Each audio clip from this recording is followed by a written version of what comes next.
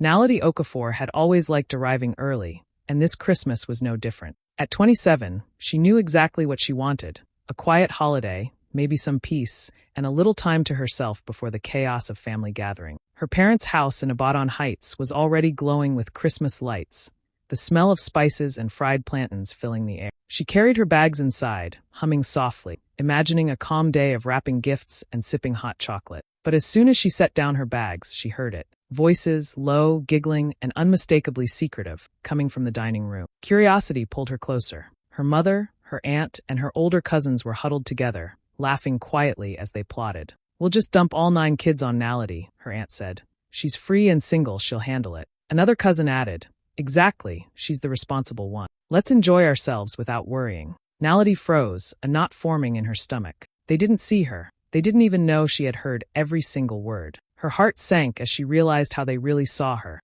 Not as a daughter, not as family, but as someone convenient, someone disposable, someone they could use when it suited them. All their laughter and casual cruelty hit her in a way that made her feel invisible. And yet, this time, she decided to remember everything. For the first time that Christmas, she wasn't just listening. She was watching, learning, and quietly thinking about what she was going to do next. Naledi stayed just out of sight, leaning against the doorway, listening. The laughter and whispers continued, sharper now, more pointed. Her aunt was teasing her about her career. "Always working, Naledi," she said, her voice sweet but full of judgment. "You're so serious. Maybe relax for once. Let someone else handle things." Her cousins giggled, tossing in comments about how she never said no, how she was always the one who kept everything together. Each word was like a small stab, and suddenly, memories she thought she'd buried came rushing back. The birthdays she spent alone while everyone celebrated someone else. The times her opinions were ignored at family gathering. The projects she helped with without thanks, the favors she did quietly, the sacrifices no one even noticed.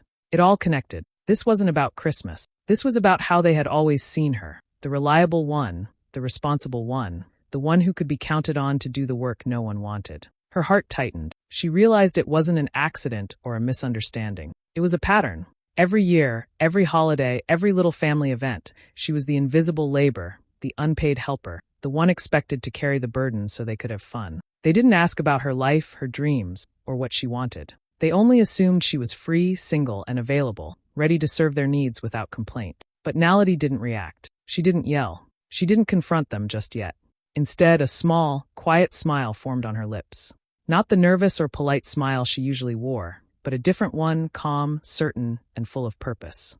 She could feel a shift inside her, a seed of clarity taking root. She wasn't powerless. She had a choice. As she listened, ideas began to form in her mind, small at first, then growing bolder. She would teach them a lesson, yes, but not out of anger. Out of clarity, self-respect, and the refusal to be treated like someone else's convenience anymore. She pictured herself, not trapped by their expectations, but free, calm, in control. A plan began to take shape, carefully, quietly, almost like a secret promise to herself. For the first time, she felt a sense of strategy instead of hurt. This Christmas, they wouldn't see her as the responsible one or the helper. They would finally see her as Naledi, her own person, independent, untouchable by their careless assumptions. And when the time came, they would remember her, not for the labor they expected, but for the power she quietly claimed that night. Dinner was warm and noisy, just like every Christmas.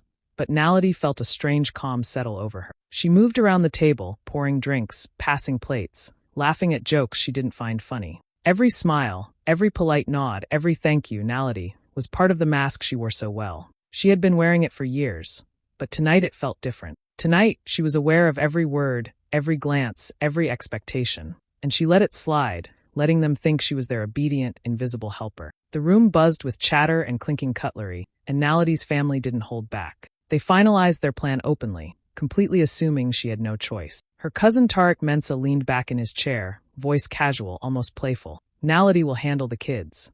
A few laughs followed, and nods of agreement circled the table. Everyone seemed so certain she would comply. And inside, something shifted in Naledi. A quiet fire sparked. The mask on her face felt heavier, but also stronger. She realized this was the night everything could change. She had spent so many holidays playing the part of the responsible one, the helpful one, the invisible daughter who could be counted on. She had smiled while being overlooked, nodded while being undervalued, and carried the weight of their expectations without complaint. But tonight that would end. She served the mashed yams, passed the jollof rice, laughed at the jokes, all while planning silently in her mind. Every movement, every polite word, every small gesture was deliberate. She was acting the part they expected, but inside she was free, thinking about her independence, her life, and the plan she had been shaping in secret. This dinner, filled with noise and chatter and careless assumptions, became the turning point. For the first time, Naledi wasn't just listening or complying. She was calculating, understanding the full extent of how they saw her, and deciding that she would no longer allow herself to be invisible. That smile she wore wasn't just for them, it was a promise to herself. By the time dessert arrived, laughter echoing around the table, Naledi's mind was clear. She would continue to play the part tonight, yes, but it was only temporary. Soon she would step out of the mask, and when she did, her family would see her, not as the helper, not as the invisible one, but as Naledi, independent, respected, and finally untouchable by their careless assumption. Later that night, after the dinner plates were cleared and the chatter faded into tired Christmas hum, Naledi found a quiet corner of the house. The mask was gone, replaced by silence, and her mind was alive with thoughts she had held back for years. She thought about her life in Accra, about the consulting business she had built from scratch, the long hours, the sacrifices, the clients who respected her, the savings she had worked so hard for. She thought about her independence, the freedom she had earned, and the dreams she was finally chasing. And then she thought about her family, her mother, her aunt, her cousins. None of them had ever asked. None of them had cared enough to check in on her life, her successes, or even her struggles. To them, she was always the useful one, the girl who could be counted on to organize, clean, help, and sacrifice. They didn't see her ambitions, her late nights, her wins, or her dreams. They only saw a convenient helper, someone who was always there when they needed her. The unfairness stung, but this time it didn't break her. Instead, it sharpened her clarity. She realized that Christmas wasn't about giving for them.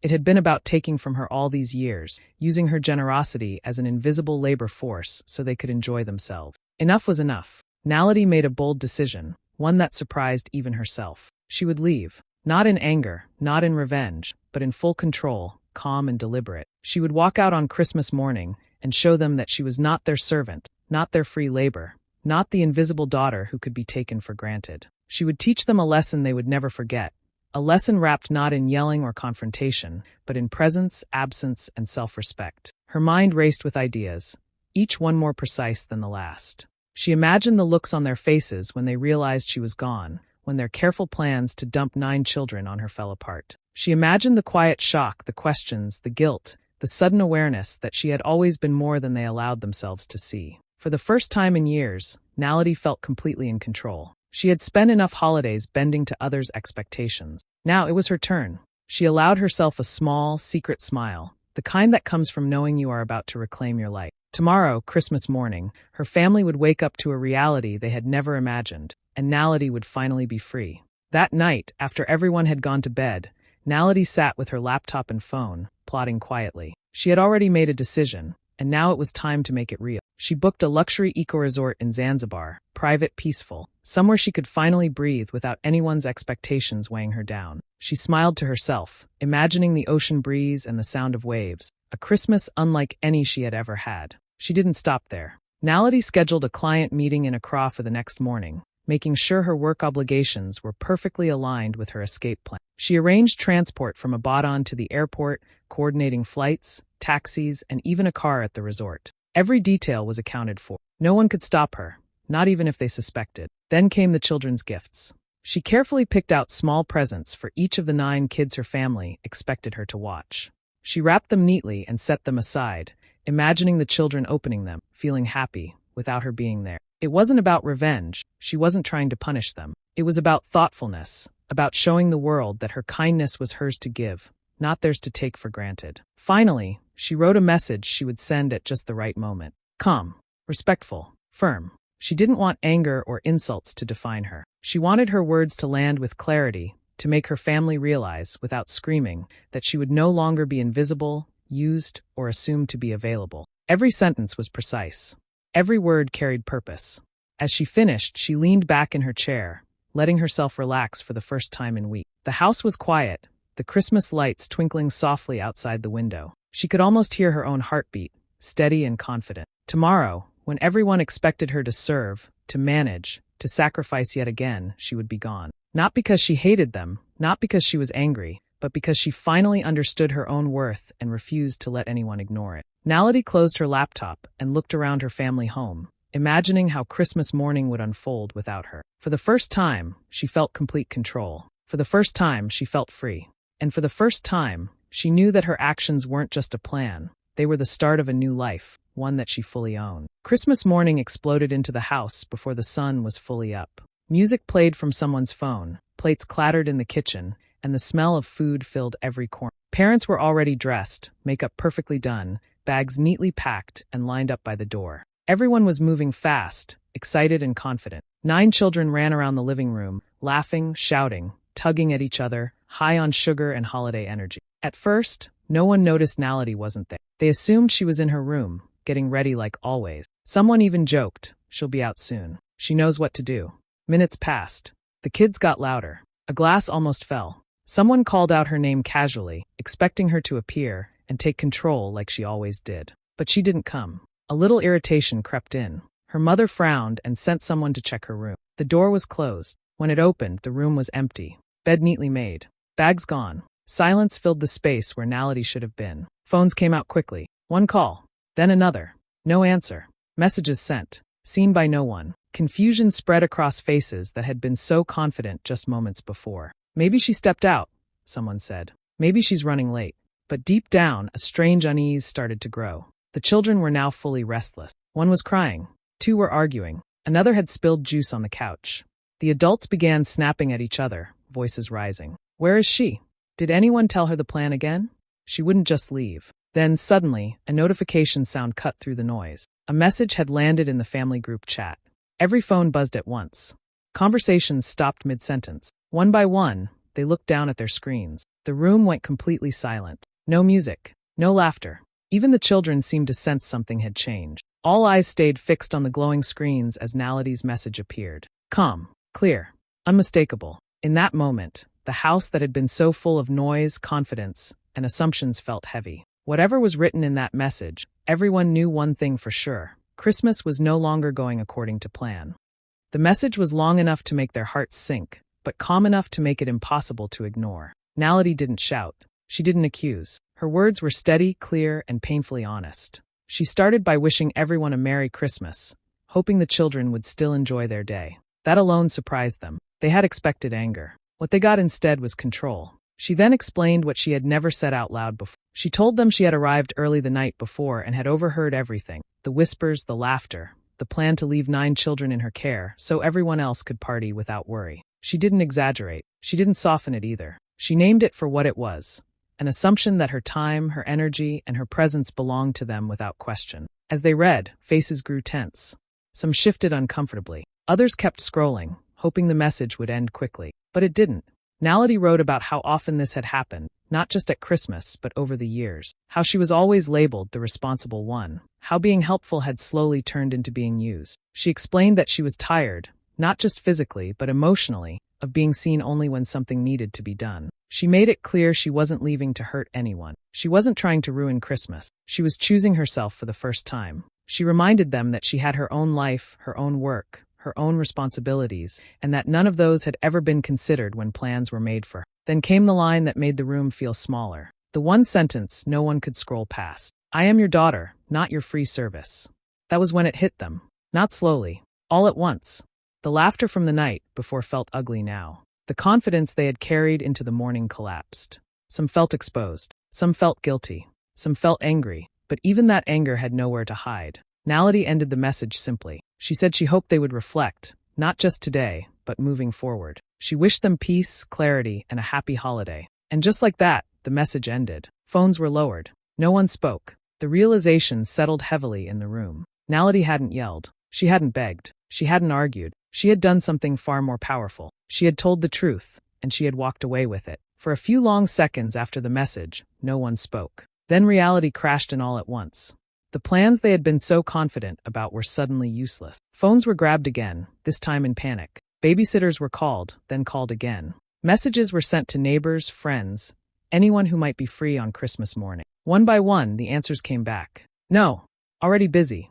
Out of town. Not available. The children were still there. 9 of them. Loud, bored, restless, and confused. Someone spilled cereal. Someone else started crying. The noise returned, but this time it wasn't joyful. It was sharp and stressful. Voices rose.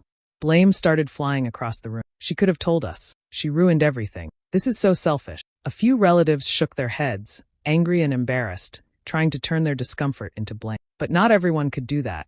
Some sat quietly, staring at their phones, rereading Naledi's word. The truth stung. They felt exposed. They remembered the jokes, the laughter, the way they had talked about her like she wasn't even family. Shame crept in slowly, heavy and uncomfortable. No one wanted to say it out loud, but they knew she was right. In the middle of the chaos sat Ezen Okafor, Naledi's mother. She hadn't said much since the message arrived. She watched the room fall apart, the shouting, the blame, the children pulling at sleeves for attention. And for the first time, she saw it clearly. She had allowed this. She had laughed along. She had stayed silent when her daughter was reduced to a role instead of being treated like a person. Her chest tightened with regret. She thought about all the times Naledi had helped without complaint. All the times she had assumed her daughter was fine, because she never made noise. Sitting there now, Ezen realized how badly she had failed her own child. Not with cruelty, but with neglect. And that truth hurt more than any argument in the room. The house felt different now. The laughter from the night before was gone, replaced by tension and bitterness. Christmas lights still blinked on the walls, but they felt almost mocking. What was supposed to be a happy, carefree day had turned into an uncomfortable mirror. And no matter how much noise filled the house, one absence spoke louder than anything else, Naledi. Naledi woke up in Zanzibar to the sound of the ocean, not shouting, not children crying, not someone calling her name to fix a problem. Just waves, slow and steady, like the world telling her to breathe. Sunlight slipped through the curtains, warm and gentle. For a moment, she stayed still, letting it sink in. She was really here. Alone. Free. There was no schedule waiting for her. No list of duties. No expectations hanging over her head. She walked onto the balcony and felt the sea breeze on her skin. It felt strange in the best way. This was the first Christmas morning she could remember where her body wasn't tense, where her mind wasn't already tired before the day even started. Later, she had breakfast by the water, taking her time. No rushing, no guilt. She noticed little things she usually missed.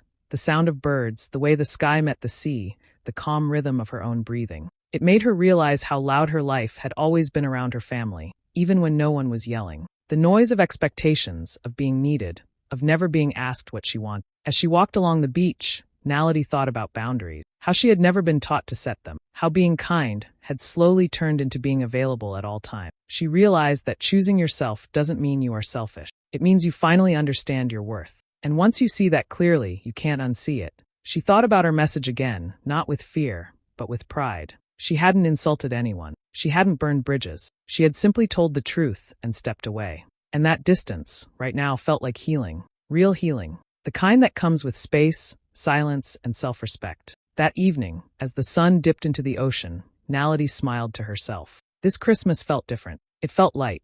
It felt hers.